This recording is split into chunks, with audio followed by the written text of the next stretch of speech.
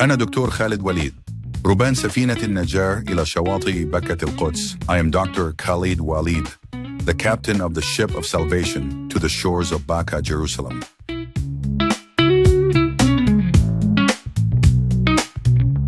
All right, so today we're diving into the Quran.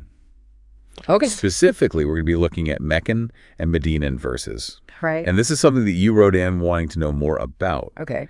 You were particularly looking for examples that challenge how these verses are categorized. Right.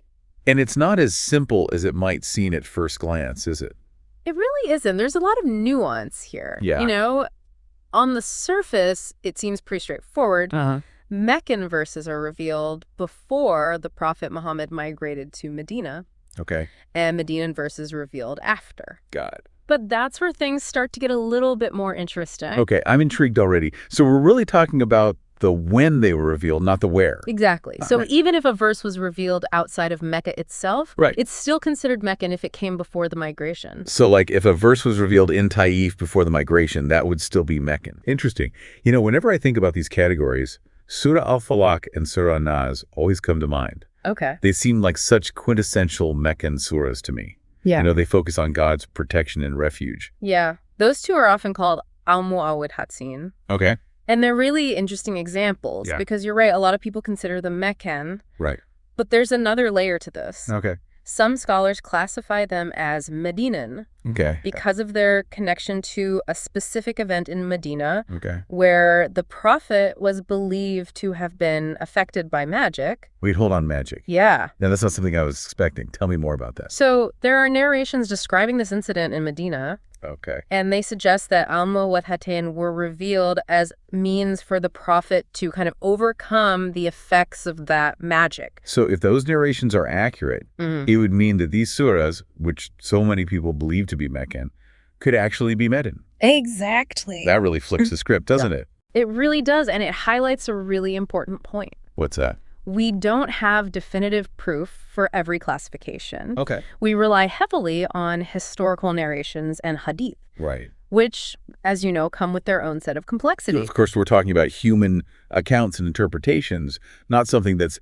explicitly stated in the Quran itself. Exactly. And with any that involves human interpretation, there's always room for error or, you know, different perspectives. Exactly. And, you know, when you consider that, it's not surprising that there are other surahs with disputed classifications. Oh, really? Like which ones? Well, take Surah Al-Fatiha, for example. Okay. This is the opening chapter of the Quran. Right. Recited in every prayer. Exactly. And even that has debate surrounding it. Oh, wow. Some scholars firmly place it in Mecca, while others argue for Medina. Okay. And then there's Surah Arad, where you have some scholars saying it's Meccan and others saying it's Medinan. Wow. So it's not as clear-cut as some might think. No, it's not. I can see how this could get pretty confusing for someone trying to make sense of it all. It definitely can be. That's why it's so crucial to approach this topic with a critical and open mind. So it's not just blindly accepting what's been traditionally taught, but actually taking the time to really examine the evidence and think for yourself. Exactly. But I guess this begs the question, why does all of this even matter? Right. Does it really change anything if a surah is classified as Meccan or Medinan? Oh, it absolutely matters. Okay. Understanding the context of revelation can completely change how we understand a verse.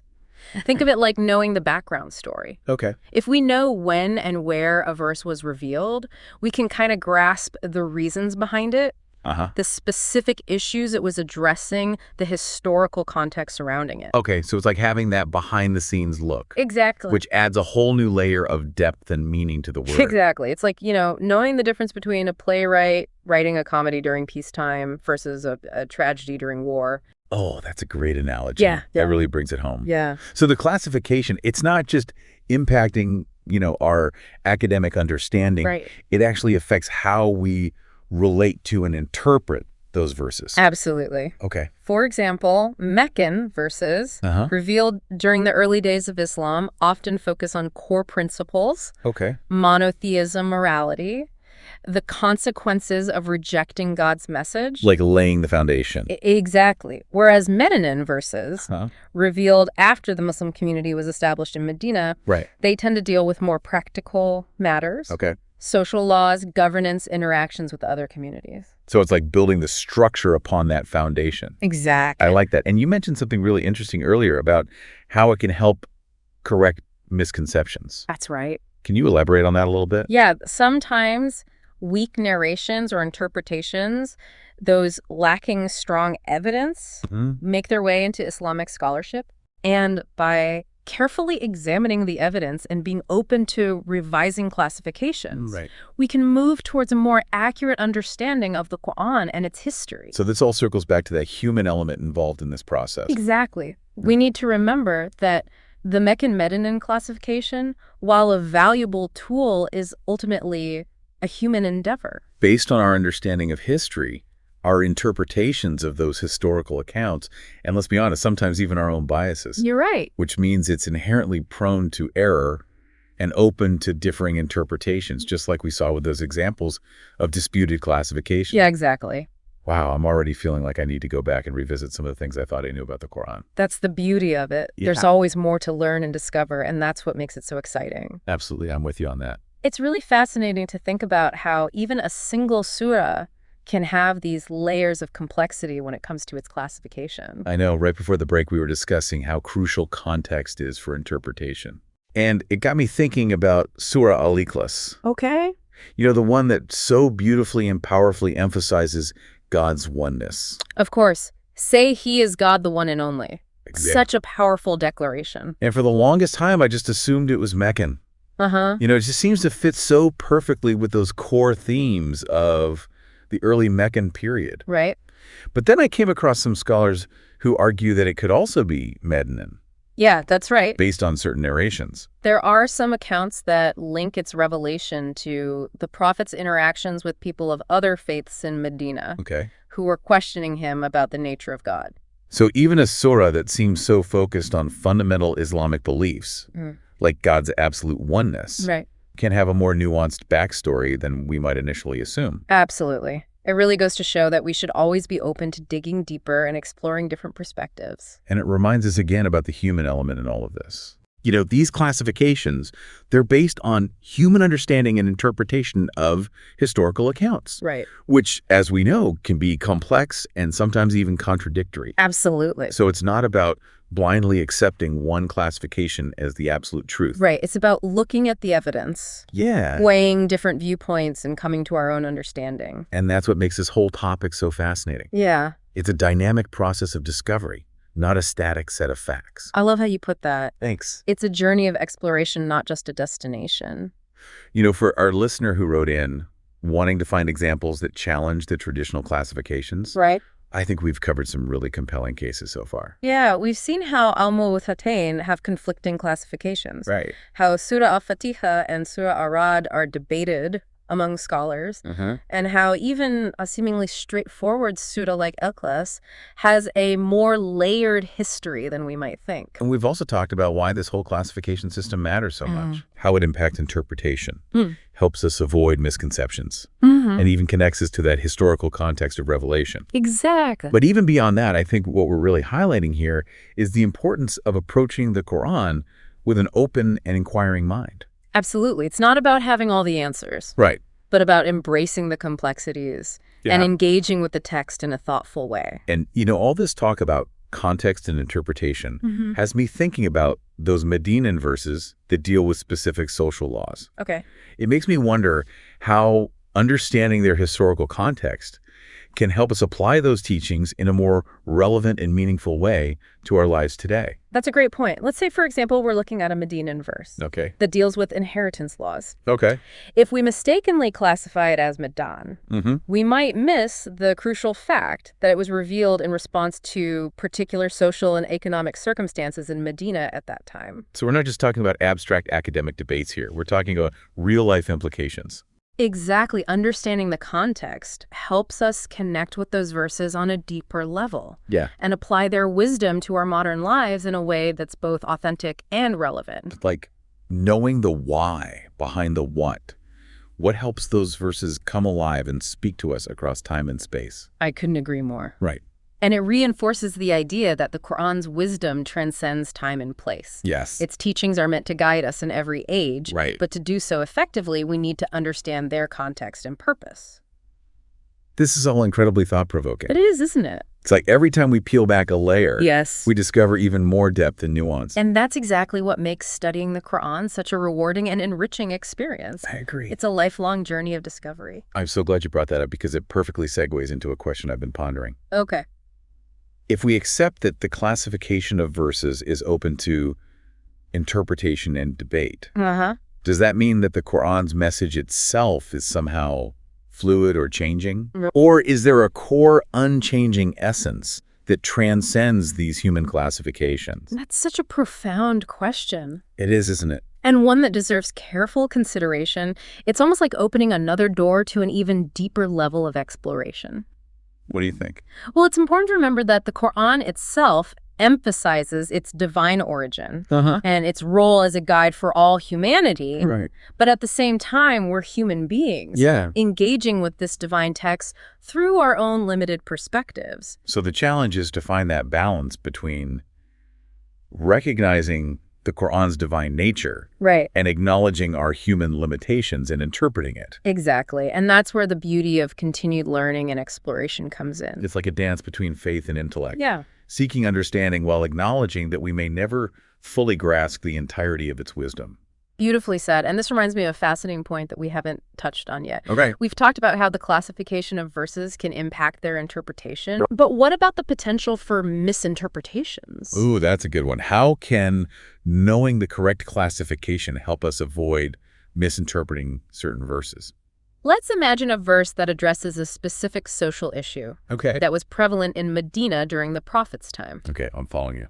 Now, if we mistakenly categorize that verse as Meccan, we might strip it of its historical context and try to apply it universally without considering the specific circumstances it was addressing. Ah, I see. It's like taking a line from a historical play. Yes. And applying it to a modern-day situation without understanding the original context. Precisely, and that can lead to misinterpretations and potentially even misapplications of those teachings. So understanding the context helps us avoid those pitfalls. Exactly. And ensures that we're interpreting the Quran in a way that's both accurate and relevant to our lives. Exactly. It's about finding that sweet spot between honoring the text's historical roots and applying its wisdom to our contemporary world. Wow, this conversation has been a real eye-opener.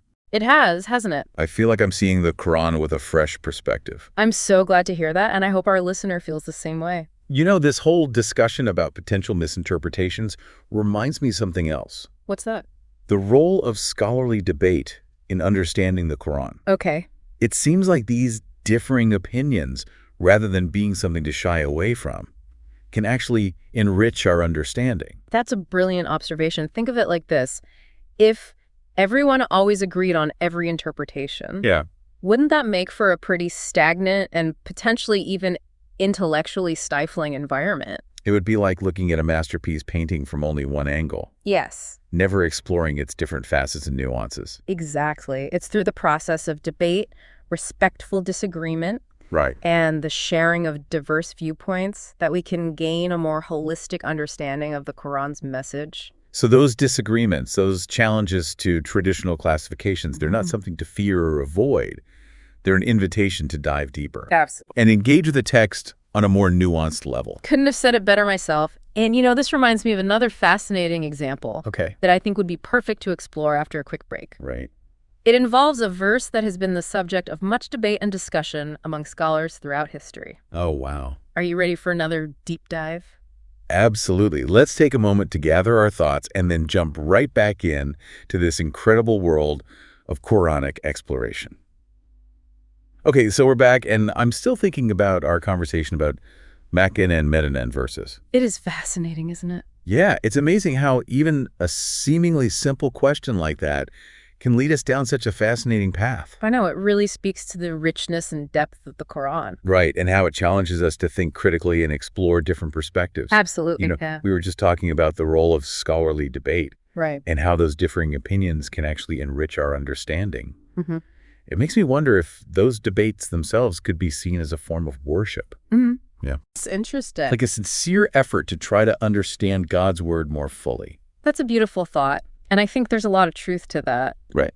The pursuit of knowledge, especially when it comes to sacred texts, Yeah. is often driven by a deep desire to connect with the divine. It's like we're engaging in a conversation with the text, with history, and even with each other. Right. Trying to unravel its mysteries and find meaning in its words. And that process of seeking understanding, of grappling with different interpretations, can be a deeply spiritual experience in itself. So for our listener who wrote in, wanting to find those examples that challenge the traditional classifications, right, I think we've shown them that those challenges are not only out there, they're actually a vital part of engaging with the Quran in a meaningful way. Exactly. We've explored examples like Anawaitan, Surah Al-Fatiha, Surah Al-Arad, and even Surah Al-Ikhlas. Right. And how these classifications aren't always set in stone. And we talked about why this whole classification system matters so much. Right. How it impacts our interpretation, helps us avoid misconceptions, and even connects us to that historical context of revelation.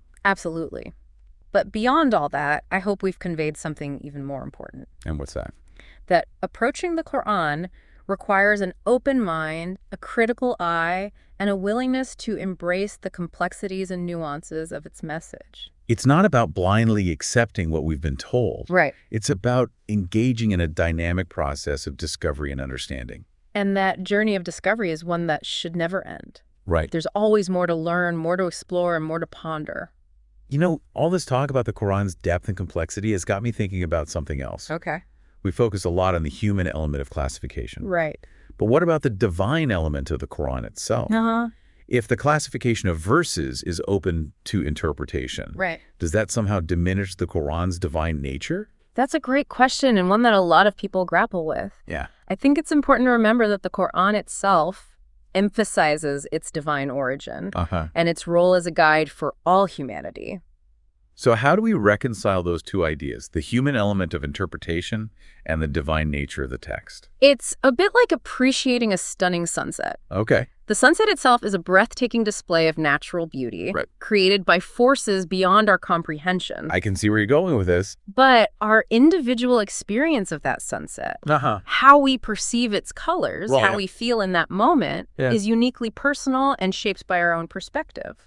So the sunset remains objectively beautiful. Yes. But our subjective experience of it adds another layer of meaning and appreciation. Exactly. And in the same way, the Quran, as a divine revelation, holds inherent truth and wisdom. Yes. But how we access and understand that wisdom is shaped by our own human limitations, our historical context, and our individual journeys of seeking knowledge. It's a reminder that faith and intellect aren't mutually exclusive. Right. They can actually complement each other in our pursuit of understanding. Beautifully said, and that brings us to the core of what we've been discussing today. The classification of Meccan and Medinan verses, while a valuable tool, is ultimately a human construct. But that doesn't make it any less important or meaningful. No, not at all. It's through these human efforts to understand and categorize that we can unlock these deeper layers of meaning within the Quran. Exactly, and just like those debates among scholars can enrich our understanding. Right. So too can our own individual efforts to explore and question those classifications. So for our listener who started us on this journey, yes, we encourage you to continue exploring, continue questioning, and continue seeking a deeper understanding of the Quran. Don't just accept things at face value. Dig deeper, consult different sources, and allow the Quran to challenge and inspire you in new and unexpected ways. Because ultimately, it's through that ongoing process of engagement and exploration that we can truly appreciate the beauty, wisdom, and timeless relevance of the Quran. And that's a journey worth taking. And on that note, I guess it's time for us to wrap up this incredible deep dive. It has been a good one. But remember, the conversation doesn't end here. Keep those questions simmering. Keep seeking knowledge, and keep exploring the boundless depths of the Quran. Until next time, stay curious and keep diving deep. أنا دكتور خالد وليد ربان سفينة النجاة إلى شواطئ بكة القدس. I am Dr. Khaled Waleed, the captain of the ship of salvation to the shores of Baka, Jerusalem.